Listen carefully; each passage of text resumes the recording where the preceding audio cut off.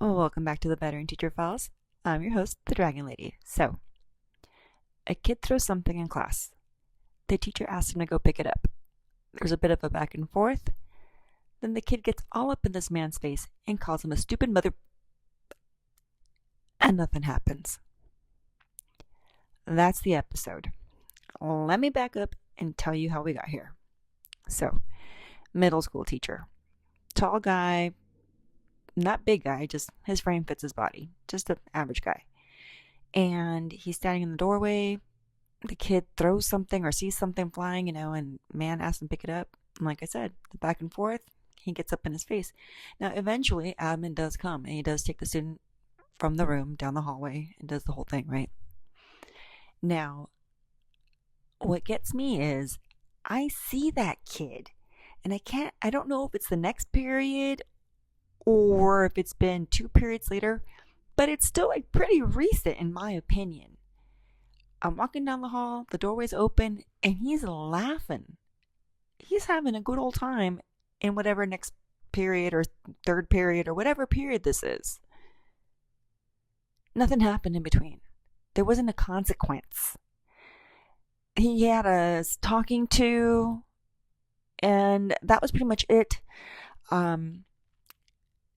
Now, a friend of mine, her office happens to be in front of this classroom, and she witnessed the whole thing, and she was not okay with that. So she sent off an email and was kind of like, what the heck?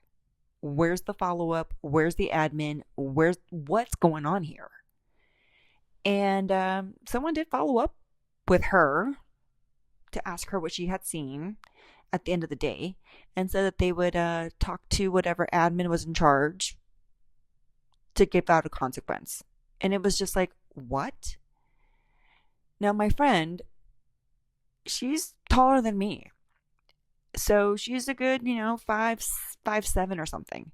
And she said, no, that's not going to fly with me. That's it. I'm done with this place. Because if that kid got all up in my face, no. He's taller than me. He's bigger than me. And I don't think I have the restraints that teacher has. Now, here's what I want you to sit with. On paper, on the state's official school report card, the thing called the California dashboard, that entire incident doesn't exist. Not a blip. Because the way the state counts suspensions, a kid only counts if he's out of the building for the full day or more. Counted once, no matter how many times it happens. Sent to another class or seen laughing an hour later, and doesn't count. A consequence that doesn't land until the next day doesn't count. Curse the teacher out? Nope. Doesn't count. So by the numbers, this was a non-event. In the room, it was a woman watching a tall teacher absorb it and thinking, I don't have his frame. I don't have his height. I don't have whatever margin that bought him. And that's when she decided, that's it. I'm done with this place. Now, I've been teaching for a long time, and I have to admit something. I must have had my head in the sand, because at some point I just started thinking to myself, like, why don't we suspend like we used to? And I personally thought it was just like a vibe, a cultural shift. But it turns out it has a name, a date, and a very specific origin story. So, it starts in 2011, 2012, before any state law existed. Districts like LA Unified and San Francisco started banning suspensions for something called willful defiance on their own. That's the catch-all category. Talking back, disruptions, refusing to do what you're told, the stuff that doesn't have a clean, objective definition. In 2013, California passed the Local Control Funding Formula, which made school discipline one of the 8 things every district had to formally track. Then, in 2014, the state legislature passed AB 420, signed by Governor Brown. And this law banned suspending kids in grades kinder through third grade for willful defiance, and banned expelling anyone, any grade, for it. And at that same time the law passed, willful defiance was 43% of every suspension issued in the entire state. The single biggest category gone almost overnight for the youngest kids. One UCLA study found that 77% of the total statewide suspension discipline in just the first 2 years came from that one category. Not better behavior across the board, just one specific box that stopped being checked. In 2019, the ban expanded through 8th grade, middle school, the exact grade level where that kid cursed out that teacher. And 3 years before COVID ever touched a classroom, December 2016, 70 out of 85 teachers at one Fresno high school signed a petition. This was a school being publicly praised for its restorative justice program. And the petition said the campus had constant disruption, fighting, staff getting physically and verbally assaulted. Teachers were saying this out loud, in writing, with their names on it in 2016. And most of us never even heard about it. So when people ask, because they do, is this a COVID thing? No. COVID made it worse. But the actual mechanism, the thing that guarantees the numbers goes down regardless of what's going on in the room, that's been running for over a decade.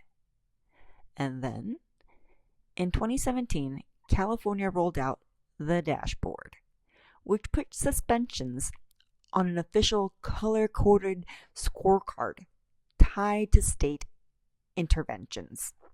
So now, on top of the new law, there's a second layer.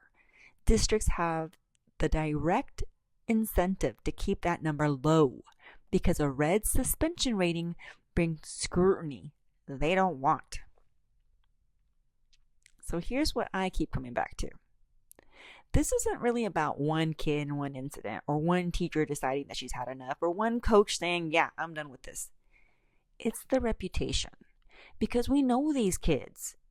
Year after year, we send them out, they send them back. Nothing changes. It's disruptive every single time. It drains everyone in the room.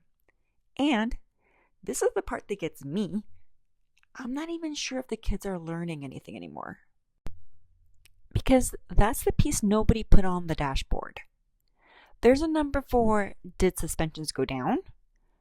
There's no number for, is this specific 12-year-old who's been cycling through this exact loop since 4th grade actually getting anything out of being in that building? The system got very good at answering a narrow question and never built anything to answer the real one. I don't have a clean fix for this, but I do have an opinion. So let me just say it. I don't think bring back suspensions is the answer. And I'm not a fan of restorative justice either. Not as it's actually practiced. I haven't seen it work for the kids who need real structure. The ones like the one in my story earlier. The ones who need a hard boundary, not a conversation. 2 days later. And on top of that, it kind of shifted the burden, at least in my opinion. I think it moved the emotional labor of managing these kids off the admin and straight onto the teachers, without giving teachers the training or the staffing or the time to actually do it. What I know is this. We built a scoreboard that can say, we're improving, while a woman somewhere sees an incident and decides That's it. I'm done with this. Those two things can be true at the same time, and somebody should have an answer for that gap. So, if you've been in the room when this happened, sent out a kid, watched them come right out and back, no different than before, I want to hear about it. Where do you think the line should actually be? Drop it in the comments. And if this hits something for you the way it hit something or put something together for me, this has been the Veteran Teacher Files. I'm the Dragon Lady, so please follow the show, like it, and share it with a teacher in your life who needs to hear somebody say the quiet part out loud. Hope you enjoyed the episode, and I'll see you guys next time.